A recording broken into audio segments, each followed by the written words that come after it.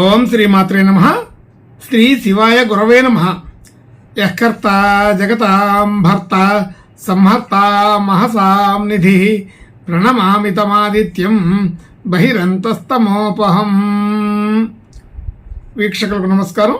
నేను మీ దేవులపల్లి రామకృష్ణ శాస్త్రి, ఆర్కే మాతృశ్రీ తెలుగు జ్యోతిషపరమైన యూట్యూబ్ ఛానల్. ఇప్పుడు మే నెల 12వ తేదీ నుండి మే నెల 18వ తేదీ వరకు గల గ్రహ స్థితిగతులని ఒకసారి పరిశీలన చేద్దాం.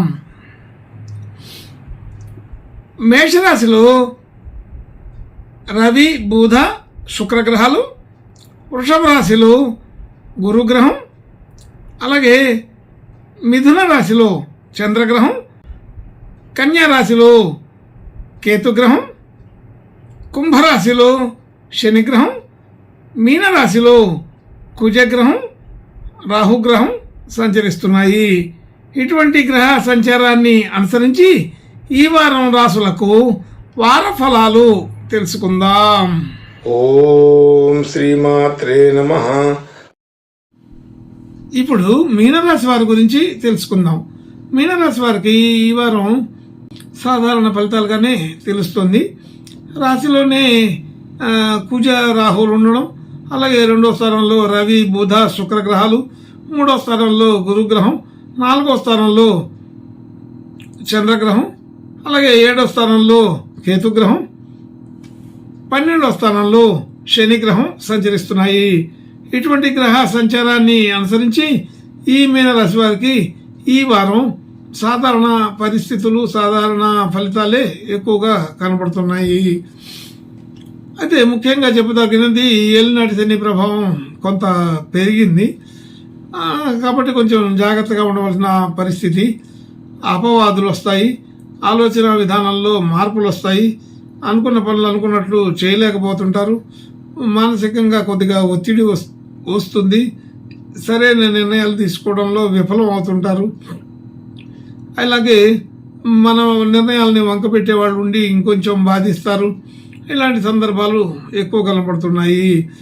అయితే మనం ఇంతకుముందు చేసినటువంటి పరిస్థితులు, ఇంతకుముందు చేసినటువంటి పనులను కూడా ఇప్పుడు చేస్తే సకాలంలో కుదరకపోవచ్చు. అలాగే ధన యోగాదులు సాధారణంగా ఉంటాయి. ధన యోగాదులకైతే సాధారణంగా అంటే అవసరానికి తగినట్టుగా ఉంటాయి, ఇబ్బంది ఉండదు. కానీ ఆ విషయంలో కూడా కొంత మోసాలు, చిన్న చిన్న ఇబ్బందులు కలిగే అవకాశం ఉంటుంటుంది. అంత సంతృప్తికరమైన ధనయోగాదులు అయితే కాదు. కుటుంబ సభ్యులు, బంధుమిత్రుల వలన మనకు కొంచెం మనక్లేశం వచ్చే అవకాశం ఉంది, ఇబ్బందులు కలిగే అవకాశం ఉంది, మాట పట్టింపులు వచ్చే అవకాశం ఉంది. 10 మందిలో ఉన్నప్పుడు పరువు కోసం మాట్లాడాల్సిన పరిస్థితి కూడా ఉంటుంది. కొంత ఇబ్బందికరమైన వాతావరణం ఉంటుంది కాబట్టి అటువంటి విషయాల్లో కొంచెం దూరంగా ఉండడం మంచిది.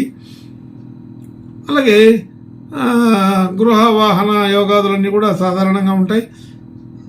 మాతృక్లేశం, మాతృ సంబంధించిన విషయాల్లో ఆరోగ్య లోపం కానీ మరి అలా ఇబ్బందులు కానీ ఉండే అవకాశం ఉంది. అలాగే కుటుంబ సభ్యుల్లో ఎవరికైనా సరే ఆరోగ్య సంబంధించిన విషయాల్లో కొంచెం జాగ్రత్తగా ఉండాల్సిన పరిస్థితి ఉంటుంది. మొత్తానికి ఏదో ఒక రూపంలో హాస్పిటల్కి దర్శనం చేసుకోవాల్సిన పరిస్థితి వస్తుంటుంది. అలాగే సంతాన విషయంలో కొంత అప్రమత్తంగా ఉండాలి. ఏదో ఒక ఆర్థిక భారం కానీ, ఆరోగ్య విషయంలో ఇబ్బందులు కానీ సంతానంకి కలగవచ్చు. అలాగే సంతానం వలన కొన్ని సమస్యలు వస్తూ ఉంటాయి. అలాగే రుణ సంబంధించిన విషయాల్లో కూడా మనం ఇచ్చినవి తొందరగా రాకపోవడం, మనం ఇవ్వాల్సిన చోట ఖచ్చితంగా ఇవ్వడం, ఇలాంటి పరిస్థితులు కొంత ఇబ్బంది కలుగజేస్తుంటాయి.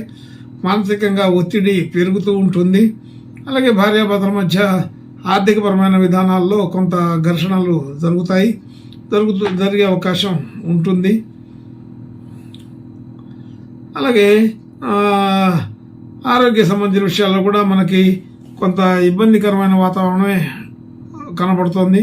కాబట్టి అన్ని విషయాల్లో కూడా జాగ్రత్తగా ఉండవలసిన పరిస్థితి ఈ వారంలో ఈ మీనరాశి వాళ్ళకి కలుగుతోంది.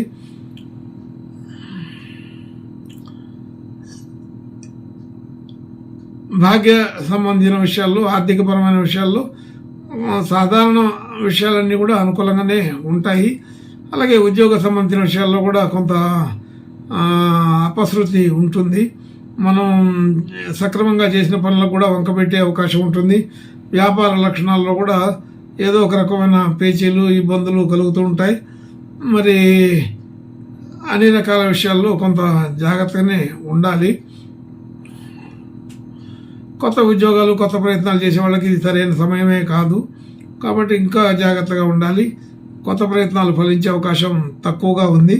కాబట్టి ఈ వారం